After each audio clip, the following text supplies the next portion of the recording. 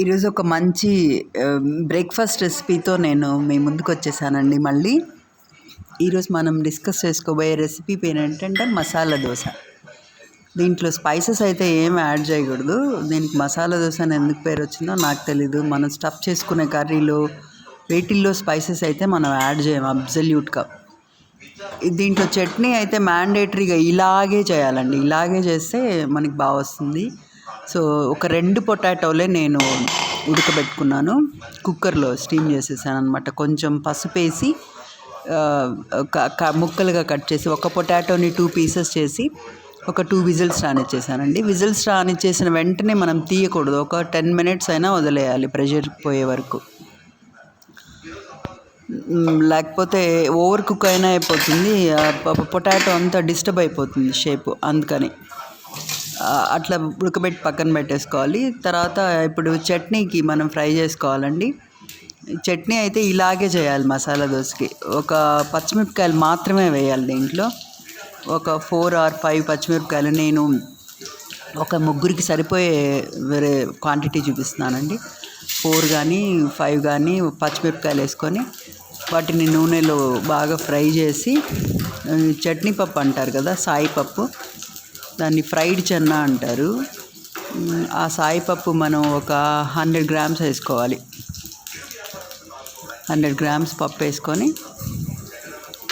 దాంతో పాటు అవి తీసి పక్కన పెట్టేసుకోవాలన్నమాట. కొంచెం అయితే ఫ్రై చేయాలి పచ్చిమిరపకాయలు, ఆ పచ్చి వాసన పోయే వరకు బ్రేక్ చేసి వేసుకోవాలండి పచ్చిమిరపకాయలు ఎప్పుడు కూడా. ఇదొక ప్రికాషన్. మనం పొయ్యి దగ్గర వంట చేస్తాం కదా, మొహము చేతులు అన్నీ కాల్చుకోకుండా. సో ఒక 100 grams తీసుకున్నాను నేను. అంతకంటే తక్కువ అంటే కొబ్బరి బాగా ఇష్టపడే వాళ్ళు కొబ్బరి రేషియో పెంచి ఫ్రైడ్ చెన్నా తగ్గించవచ్చు. లేదు అనుకునే వాళ్ళు ఆల్టర్గా చేసుకోవచ్చు. నేనైతే 50-50 అన్నమాట. సో అవి వేయించేసుకున్నాను. తర్వాత కొబ్బరి తీసుకున్నానండి. కొబ్బరిలో హాఫ్ చిప్పలో సగం తీసుకున్నాను. 2 చిప్పలు ఉంటాయి కదా, ఒక చిప్పలో సగం కొబ్బరి మాత్రమే తీసుకున్నాను అనమాట. కొబ్బరి ఆల్మోస్ట్ నేను 1/4 రేషియో తీసుకుంటే 3/4 పప్పులు తీసుకున్నాను అనమాట.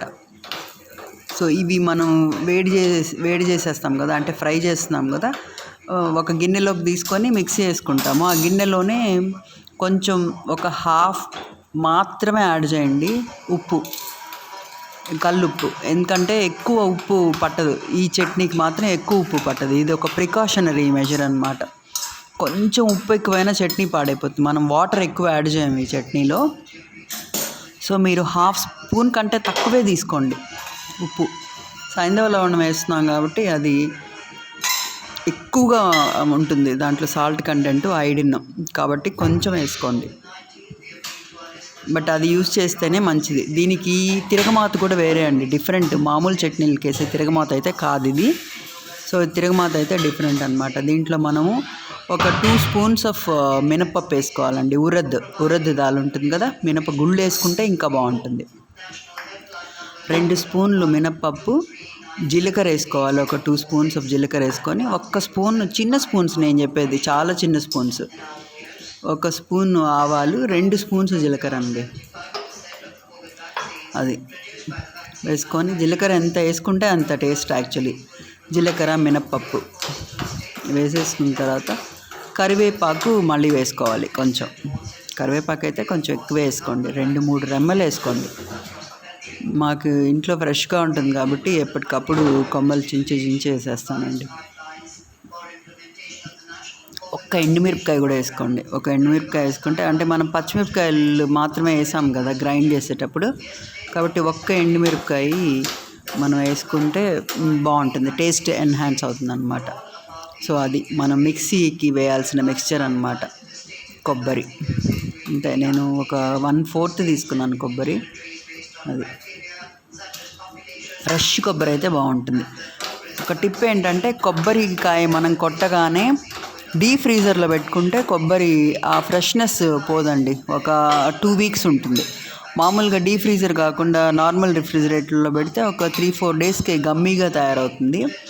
అట్లా కాకుండా మనం డీప్ ఫ్రీజర్లో పెట్టామంటే 2 weeks 3 weeks కూడా యూస్ చేసుకోవచ్చు, తప్పులేదు. అది దీనికి పచ్చి కొబ్బరి మాత్రమే యూస్ చేయాలి. ఇది మనకి 5 స్టార్ హోటల్స్లో తిన్నాను నేను, వాళ్ళని అడిగి తెలుసుకున్నాను రెసిపీ అన్నమాట. అట్లా అలాగే వచ్చింది కూడా టేస్ట్ నాకు. కరివేపాకు యాడ్ చేసేసుకోండి. ఇది చట్నీ అయితే ఇది. తర్వాత మనం కూర ఎలా చేయాలని చూసుకుందాం. మసాలా అంటారు కదా, ఆ మసాలా కూర 2 పొటాటోస్ చాలండి. అవి మనం 4 మెంబర్స్ కూడా తినచ్చు యాక్చువల్లీ చెప్పాలంటే. అది కావాల్సిన వెజిటబుల్స్ అవి. సో ఆయిల్ అయితే దీనికి కొంచెం ఒక 4 స్పూన్స్ ఆఫ్ ఆయిల్ అయితే వేసుకోండి. కడాయి పెట్టుకొని 4 స్పూన్స్ ఆఫ్ ఆయిల్ వేసుకోండి. అల్లం అనేది ఆప్షనల్, నేను వేయలేదు యాక్చువల్లీ. అల్లం అనేది ఆప్షనల్, ఇష్టం ఉండేవాళ్ళు వేసుకోవచ్చు. ఈ కూర కూడా మామూలు మనం పొటాటో కర్రీ చేస్తాం కదా రైస్లోకి, అది డిఫరెంట్, ఇది డిఫరెంట్. కాబట్టి 2 మనం ఒకేలాగా చేయలేము. ఇది అబ్సల్యూట్లీ డిఫరెంట్. నేను చూశాను చెఫ్స్ చేసేటప్పుడు, ఇది డిఫరెంట్ అండి. సో దీంట్లో ఏంటంటే మనం ఒక ఎండుమిరపకాయ, పచ్చిశనగపప్పు యాడ్ చేసుకోవాలండి. ఒక 2 స్పూన్స్ ఆఫ్ పచ్చిశనగపప్పు అయితే వేసుకోవాలి. అది మ్యాండేటరీ అన్నమాట ఈ కర్రీకి, ఈ మసాలా కూరకి. ఆవాలు జీలకర్ర యాజ్ యూజువల్ మనం ఎంత వేసుకుంటే ఒక స్పూన్ ఆఫ్ జీలకర్ర వేసుకోవచ్చు, 1 or 2 స్పూన్స్. మేము జీలకర్ర బాగా తింటామండి ఇంట్లో, ప్రతి దాంట్లో జీలకర్ర వేస్తాను, ఎక్కువగా తింటాము అసలు జీలకర్ర. ఆవాలు ఇవన్నీ, ఆవాలు ఫస్ట్ వేయాలని రూల్ అయితే ఎక్కడ లేదు. నేను ఫస్ట్ మినపప్పు పచ్చెనపప్పు వేస్తాను, నాకు ఎందుకంటే ఆవాలు మాడుతాయేమో అని ఒక డౌట్ అనమాట. అందుకని ఎప్పుడు నేను కొంచెం మధ్యలో వేస్తుంటాను ఆవాలు. ఇవి వేసిన తర్వాత కొంచెం ఫ్రై చేసుకొని ఉల్లిపాయలు వేసేసుకోవడమే, మాడనియద్దండి. కొంచెం ఫ్రై అయితే చాలు, మనకి స్మెల్ తెలిసిపోతుంది అనమాట, జీలకర్ర స్మెల్ ఫ్రై అయినాయి అని చెప్పి. వెంటనే మీరు ఉల్లిపాయలు పచ్చిమిరపకాయలు తరిగి ఉన్నవి వేసేసుకోండి. అది జస్ట్ ఫ్రై అవ్వాలి అంతే. మీరు చూసారు కదా చిటపట అనే అంతవరకు, చిటపట అనిందంటే మాడిపోయే స్టేజ్కి వచ్చింది అన్నమాట. సో అంత మాడక అయితే మాడనీయకూడదు, ఎందుకంటే మనం కొంచెం మళ్ళీ లాస్ట్లో ఫ్రై చేసేటప్పుడు ఉంచుతాం. ఎప్పుడు పచ్చిశనగపప్పు వేసినప్పుడు మీరేంటంటే దాన్ని ఎక్కువసేపు ఫ్రై చేయకూడదు కడాయిలో, అది జాగ్రత్తగా చెక్ చేసుకుంటూ ఉండాలండి. ఉల్లిపాయలు పచ్చిమిరపకాయలు వేసాం కదా, ఇవి కూడా డీప్ ఫ్రై చేయకూడదు దీంట్లో, అవి పచ్చిగానే ఉండాలన్నమాట. అంటే కొంచెం టెంపర్ అవ్వాలి అంతే. లైక్ ఆ కలర్, ఆనియన్ కలర్ ఉంది కదా, లైట్ బ్రౌన్ కలర్లోకి చేయాలి, అంతేగాని మార్చడం లేకపోతే మరీ డీప్ ఫ్రై చేయడం అట్లా చేయకూడదు. పసుపు మనం యాడ్ చేసాము ఉడకబెట్టుకునేటప్పుడు, దీంట్లో కూడా లైట్గా వేసుకోవాలి, ఎందుకంటే ఈ కర్రీ కలరు టేస్ట్ అన్నీ ఇంపార్టెంట్ అన్నమాట. అది ఐ థింక్ 2 చిన్న ఉల్లిపాయలు తీసుకున్నానండి నేను, 2 చిన్న ఉల్లిపాయలు, ఒక 4 పచ్చిమిరపకాయలు తీసుకున్నాను. అల్లం ఆప్షనల్, అది మీ ఇష్టం అనమాట. దీంట్లో ఒక్కటే సాల్ట్ వేసుకోవాలండి, సాల్ట్ వేసాను అనమాట, టాటా సాల్ట్. ఇప్పుడే ఉల్లిపాయలు వేసినప్పుడు వేసేయాలి, లేకపోతే మళ్ళీ కూరకు పట్టుకోదన్నమాట. ఉడకబెట్టేటప్పుడు ఉర్లగడ్డలకి ఎప్పుడు సాల్ట్ వేయద్దు. రీజన్ ఏంటంటే అవి స్వీట్ అయిపోతుంది అనమాట, పొటాటో కాస్త స్వీట్ పొటాటో అయిపోతుంది. కరివేపాకు కూడా వేసుకోండి, బాగానే మంచిది. ఇది బ్యాడ్ కొలెస్ట్రాల్ని గుడ్ కొలెస్ట్రాల్గా చేస్తుంది అనమాట. సో అది ఇవన్నీ యాడ్ చేసేసారు కదా, సాల్ట్ మాత్రం యాడ్ చేయాలండి దీంట్లో. అది కూడా ఎప్పుడంటే ఉల్లిపాయలతో పాటు. ఎప్పుడు కూడా కర్రీస్లో సాల్ట్ ఉల్లిపాయలు చేసేటప్పుడు, ఫ్రై చేసేటప్పుడు యాడ్ చేసామంటే అవి నీట్గా ఫ్రై అయిపోతాయి, తొందరగా ఫ్రై అయిపోతాయి అన్నమాట. తర్వాత ఇప్పుడు కొంచెం వాటర్ యాడ్ చేసుకోవాలి, ఒక ½ గ్లాస్ ఆఫ్ వాటర్ వేసుకుంటే తప్పులేదు. ఒక 2 స్పూన్స్ అటు ఇటు అయినా ఏం వర్రీ అవ్వద్దు, చక్కగా ఉంటుంది. ఈ కర్రీ మనం రైస్లో కలుపుకునే కర్రీ కంప్లీట్గా మేకింగ్ అనేది డిఫరెంట్, అసలు కంప్లీట్గా డిఫరెంట్. ఈ కర్రీ మనం అన్నంలో కలుపుకో తినలేము. అది ఒక హాఫ్ గ్లాస్ ఆఫ్ వాటర్ అయితే మీరు యాడ్ చేసుకోండి. సో దట్ దాంట్లో ఉండే గుడ్నెస్ ఆఫ్ సాల్ట్ కానివ్వండి, టేస్ట్ అవన్నీ వాటర్లోకి దిగుతుంది. అప్పుడు మనం పొటాటో ఉడకబెట్టి పెట్టుకున్నాం కదా, జస్ట్ అట్లా ఫింగర్స్తో జెంటిల్గా ప్రెస్ చేసేసి అంటే అట్లా లైట్గా ఇంకా ఫ్రై చేసేసుకోవడం. అవి అట్లా అట్లా ఊరికే జెంటిల్గా, మీరు మరీ అవి ముద్ద చేసేయకూడదండి. పీసెస్గా ఉన్నాయా లేదా అని మాత్రం చెక్ చేసుకోండి. చెక్ చేసేసుకొని ఇంకా దాని మీద మూత పెట్టేసేయాలండి. మూత పెడితే ఆవిరి ఆ స్మెల్స్ అన్నీ లాక్ అయిపోయి ఉర్లగడ్డకి పడుతుంది బాగా. అది ఒక 5 minutes తర్వాత ఇట్లా అవుతుంది అన్నమాట. అది చట్నీ రెడీ. చట్నీ కూడా మనం టెంపర్ చేసేసాం కదా. సో ఇంకా పెనం పెట్టేసుకొని మనం నార్మల్ దోసపిండి స్టఫ్ అది కూడా అలాగా ఆ కన్సిస్టెన్సీలో దోసపిండి కలుపుకోండి. కలుపుకున్న తర్వాత పెనం బాగా వేడి, ఇది నార్మల్ పెనమే అండి, ఇది నాన్ స్టిక్ కాదు, ఇది క్యాస్ట్ ఐరన్ కడాయి. దీని మీద ఆయిల్ వేసుకోండి. ఫస్ట్ ఆయిల్ వేసుకొని తర్వాత ఒక స్కూప్ నిండా కూడా మీరు వేయొద్దు, ఒక 3/4 స్కూప్ తీసుకుంటే చాలు. ఎప్పుడు కూడా మనం హెవీగా చేయాలని చేస్తే వాటి టేస్ట్ అంత బాగా రాదు. సో మీరు ఇంకా తీసుకుందాం మనసులో అనుకుంటే దానికంటే కొంచెం ఒక 25% తక్కువే తీసుకోండి. దానివల్ల టేస్ట్ అనేది బాగా వస్తుందన్నమాట రెసిపీకి. అది మనకు తెలుస్తుంది చేయబడితే వేడైందా లేదా పెనం అనేది. ఒక్కసారి పెనం వేడైతే చాలన్నమాట. ఈ ఐరన్ కడాయి అనేది చూసారా, నేను మిగిలి చేశాను 25% దాంట్లోనే. మొత్తం అయితే స్ప్రెడ్ చేయొద్దండి, ఇంత పెద్ద దోశ అనేది రాదు. సో అట్లా మనం స్ప్రెడ్ చేసిన తర్వాత కొంచెం ఆయిల్ వేయండి, ఆయిల్ యాడ్ చేయండి బాగా. మనం ఒక 5 years బ్యాక్కి వెళ్ళి ఉంటే ఆలోచిస్తే బాగా ఆయిల్ తినేవాళ్ళం. అప్పుడు హెల్తీగా ఉన్నాం. ఆయిల్ తగ్గించి డైట్ అని ఇదని అసలు మంచి ఫుడ్ తినక ఇప్పుడు అది వైరస్లని ఫంగస్లని వస్తుంది. సో నేను చూసారా, పచ్చి దోశ మీద ఎప్పుడు మసాలా యాడ్ చేయొద్దు.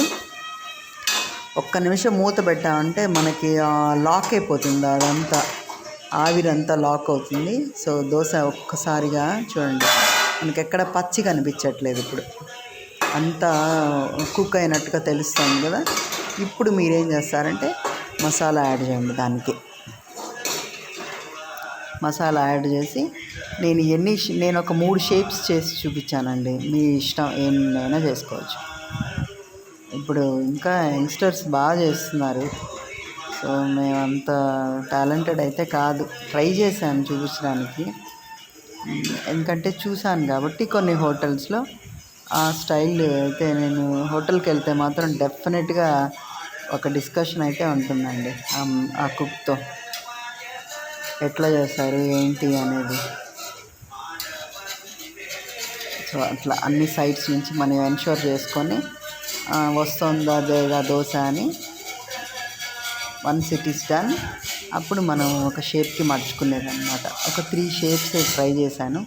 పిల్లలకి డిఫరెంట్ షేప్స్లో పెడితే ఏంటంటే వాళ్ళు ఇంట్రెస్టెడ్గా తింటారు. అది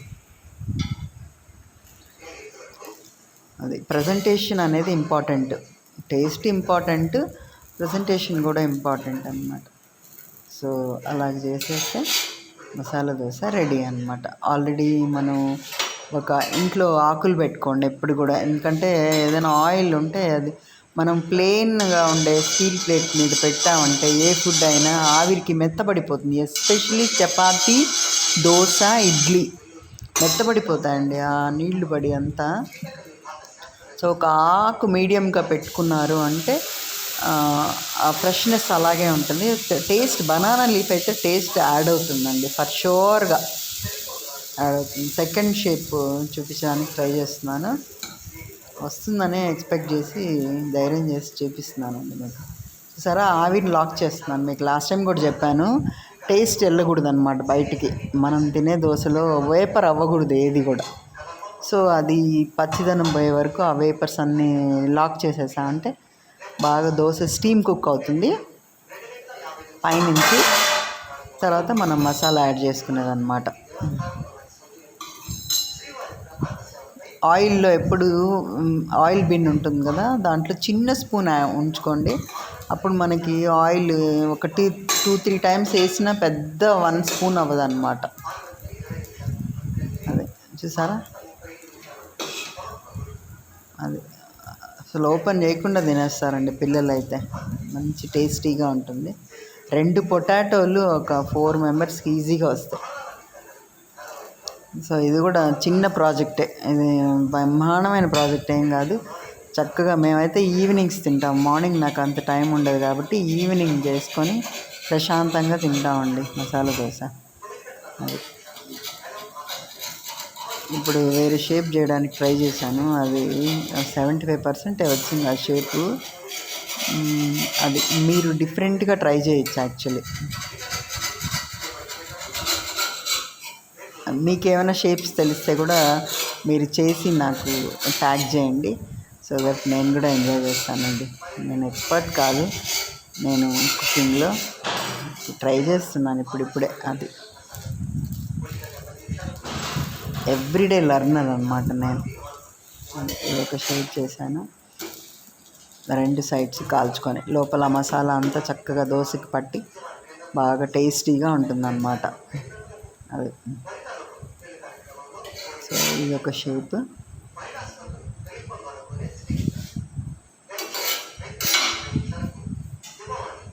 రోజు మనం క్లీన్ చేసుకుంటాం కాబట్టి అక్కడక్కడ పడిన ప్రాబ్లం ఏం లేదు, మనం ఏం వరీ అవ్వాల్సిన అవసరం లేదండి.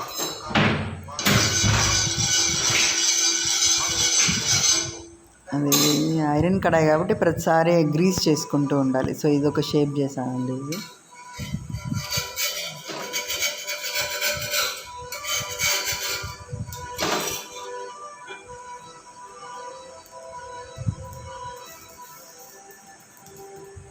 కోన్ షేప్ అనమాట. కోన్ షేప్ చేసి ఫ్లాప్ లాగా పెట్టాను అనమాట దానికి.